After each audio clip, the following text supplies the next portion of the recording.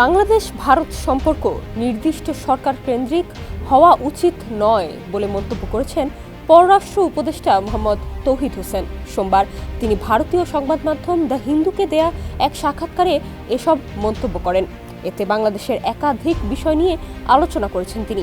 সাক্ষাৎকারে বাংলাদেশ ভারত সম্পর্কের বিভিন্ন দিক, সংখ্যালঘুদের নিরাপত্তা, সীমান্ত হত্যা, আদানি বিদ্যুৎ প্রকল্প এবং প্রধান উপদেষ্টা ডক্টর মোহাম্মদ ইউনূস ও ভারতের প্রধানমন্ত্রী নরেন্দ্র মোদীর বৈঠকের সম্ভাবনা নিয়ে আলোচনা হয়েছে।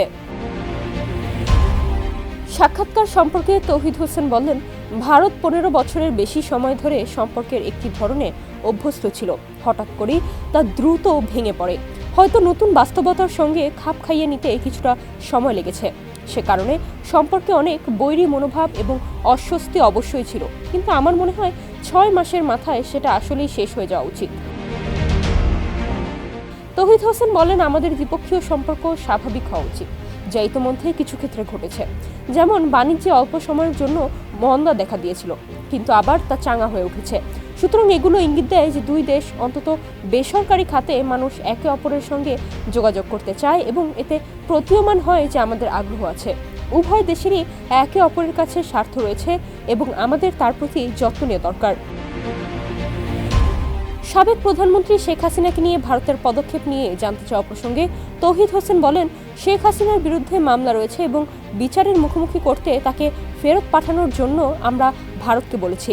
যতক্ষণ না ভারত সরকার সেটা করছে, আমরা আশা করব তারা অন্তত তার উপর কিছু বিধিনিষেধ আরোপ করতে পারেন, যাতে তিনি এমন কোনো উত্তেজনা সৃষ্টিকারী ও মিথ্যা বক্তব্য না দেন। সীমান্তে বাংলাদেশিদের গুলি করে হত্যার বিষয়টি নিয়ে ভারত কি বলেছে প্রশ্নে তৌহিদ বলেন, 2024 সালে 24 জন বাংলাদেশি সীমান্তে গুলিবদ্ধ হয়েছেন। সরাসরি গুলি করে হত্যা করা অগ্রহণযোগ্য। ভারত চাইলে এটি বন্ধ করতে পারে এবং এটি বন্ধ হওয়া উচিত।